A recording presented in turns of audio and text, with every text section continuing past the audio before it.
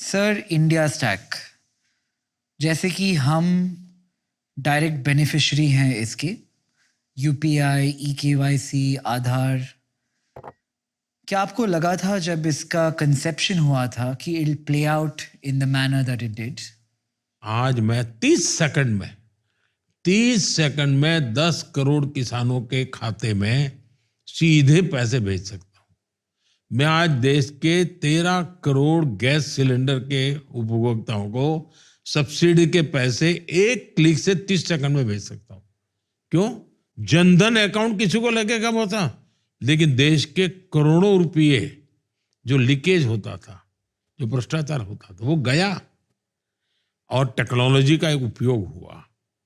अब यूपीआई आप देखिए, पूरी दुनिया के लिए अजूबा है जी। दुनिया के मेहमान आते तो पूछते हैं कि भाई यूपीआई कैसे काम करे। मैं उनको कहता हूं जरा वो किसी वेंडर के यहाँ हो आओ भाई। फिनटेक की दुनिया में और टेक्नोलॉजी को डेमोक्रेटाइज कैसे किया जाता है, ये दुनिया के सामने भारत ने एक उदाहरण पेश किया है। आज देश के नौजवानों के जेब में एक मोबाइल फोन हो, उसे किसी चीज की जरूरत नहीं है। और मेरे देश के नौजवान याद रखेंगे कभी न कभी कि भाई एक ऐसी सरकार आई थी जो पूरी दुनिया मेरे जेब में थी, मेरे मोबाइल में थी। टेक्नोलॉजी ड्रिवन सेंचुरी है। देश ने सेपरेट इनोवेशन के लिए कमीशन बनाया है। मैंने इनोवेशन के लिए अलग फंड निकाला है। नौजवान रिस्क ले, उसको लगना चाहिए भाई भले मैं फेल जाऊंगा तो भी कोई, मैं भूखा नहीं मरूंगा, कोई है मेरी चिंता करेगा। मैं एक बार गया था ताइवान।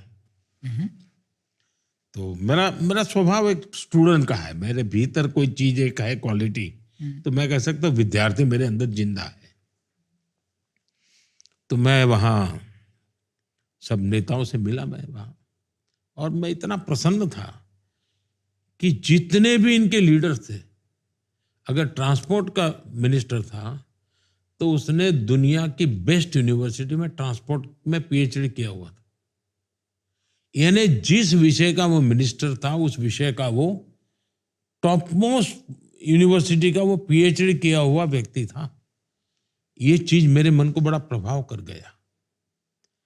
मेरे देश में भी मैं ऐसा यूथ चाहता हूं जो देश को उस लेवल पे ले जा। वही ताइवान में मैं गया था, तो मेरा एक इंटरप्रेटर था। वो क्वालिफाइड इंजीनियर था और अच्छा पढ़ा लिखा था। तो इंटरप्रेटर के रूप में वहाँ की सरकार ने मेरे साथ लगाया था, और मेरी 10 दिन का टूर था ताइवान का। मैं उस सरकार के मेहमान था। ये भी मेरे मुख्यमंत्री बनने की पहले की बात है।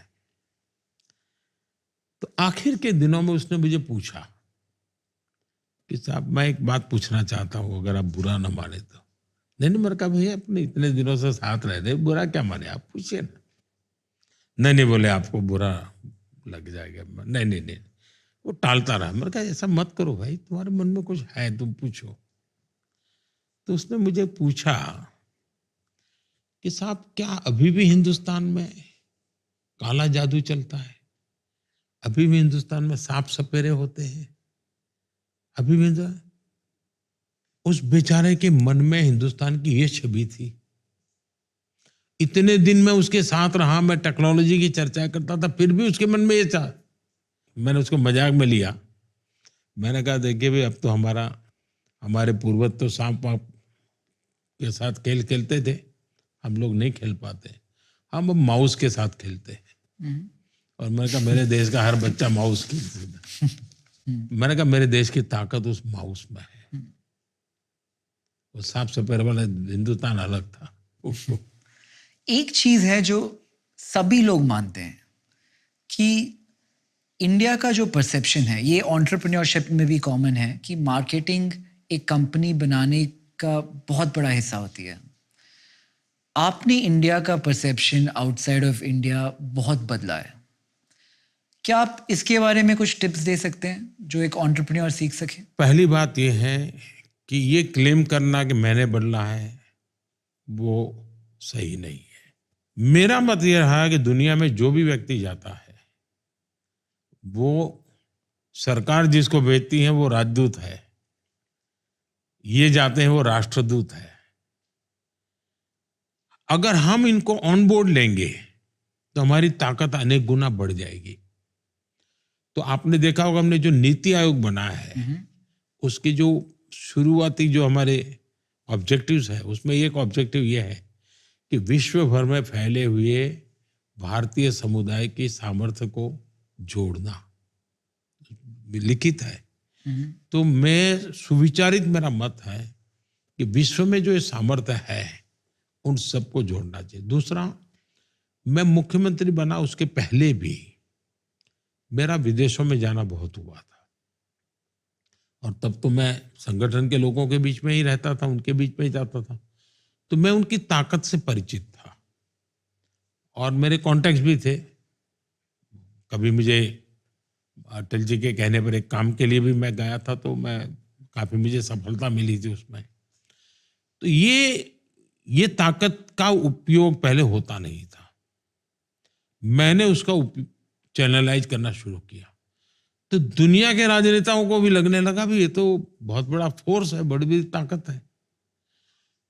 दूसरा, उनको देखा कि भाई ये मिनिमम क्राइम अगर कहीं है तो हिंदुस्तानियों में है, वेल एजुकेटेड है तो हिंदुस्तानी है, कानून को मानने वाले लोग हैं तो हिंदुस्तानी लोग हैं। तो एक ऑनर का भाव बढ़ने लगा। इन सबके क्यूमुलेटिव इफेक्ट जो हुआ है उसके कारण आज देश का प्रोफाइल बढ़ता चला जा रहा है। और मैं ये ऐसे ही नहीं कह रहा हूँ सर, जब मैं मेरे बचपन में, जब मैं बैंगलोर में बढ़ रहा था 14, 15, 16, 20 साल पहले, 25 साल पहले, तब ऐसा लगता था कि वो एक आदमी जो कॉलेज गया, अमेरिका गया, पीएचडी की और माइक्रोसॉफ्ट में नौकरी कर रहा है या ऐसी कोई कंपनी में, दैट वाज द हाईलाइट। उससे बढ़कर हम लोगों के लिए कुछ नहीं था। बट मैं ये कह सकता हूँ कि आज मैं जब मिलता हूँ 18 साल के लड़कों से, वो भी नहीं है। ये लोग इंडिया में बिल्ड करने की बात कर रहे हैं, ये लोग बाहर जाके कॉलेज की बात बहुत कम कर रहे हैं तब से कंपैरिजन में। तो this is a big change, और ये मैंने देखा है।